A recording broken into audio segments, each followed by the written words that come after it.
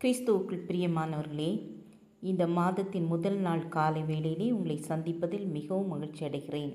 கடந்த 10 மாதங்கள் நம்மை கண்ணின் மணி போல பாதுகாத்து வழிநடத்தின கர்த்தருக்கு நாம் முதலாவது ஸ்தோத்திரத்தை செலுத்துவோம்.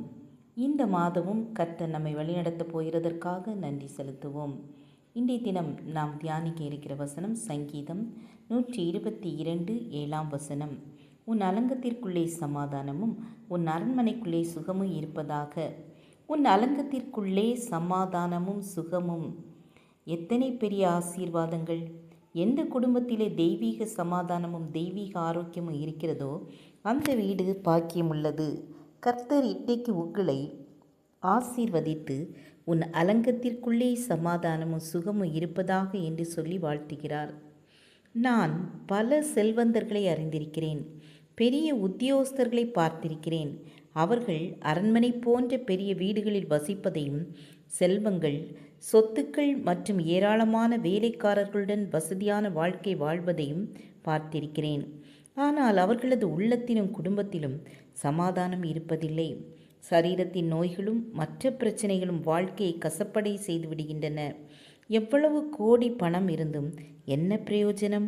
வாழ்க்கை நிம்மதியே இல்லையே என்று கண்ணீருடன் சொல்லுகிறார்கள். ஆம் என கண்பானவர்களே, உங்களுடைய வீடு எப்படி இருக்கிறது? உங்களுடைய உள்ளத்தில் தெய்வீக சந்தோஷமும் சமாதானமும் இருக்கின்றனவா? மனநிறைவும் மன ரம்யமும் இருக்கிறதா? அல்லது கடல் அலைகள் மீண்டும் மீண்டும் வந்து கரையில் மோதுவதைப் போல துயரங்களும் துன்பங்களும் வியாதிகளும் நோய்களும் உங்கள் வாழ்க்கையில் மோதிக்கொண்டிருக்கின்றனவா?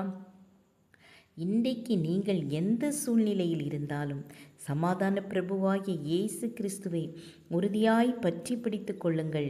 என்னுடைய சமாதானத்தையே நான் உங்களுக்கு கொடுக்கிறேன், உலகம் கொடுக்கிற பிரகாரம் நான் உங்களுக்கு கொடுக்கிறதில்லை என்று சொன்ன சமாதான பிரபுவை உங்களுடைய இல்லத்துக்குள் கொண்டு வாருங்கள். அவரிடம் மன்றாடுங்கள். கர்த்தர் உங்களுக்கு சமாதானத்தை தந்தருள்வாராக. ஜெபம் செய்வோம். கிருபை இரக்கம் நிறைந்த கர்த்தாவே, கடந்த மாதம் முழுவதும் எங்களை கண்மணி போல பாதுகாத்து இந்த புதிய மாதத்தை காண செய்த கர்த்தரை நன்றியோடு ஸ்தோத்தரிக்கிறோம். இந்த மாதம் முழுவதும் எங்களோடு கூட இருங்க. எங்கள் ஒவ்வொருவரையும் ஆசீர்வதிங்க. எல்லா தேவைகளையும் சந்திங்க. ஜீவன் சுகம் பலன் தாருங்க. இயேசுவின் நாமத்தில் பிதாவே, ஆமேன் ஆமேன். God bless you.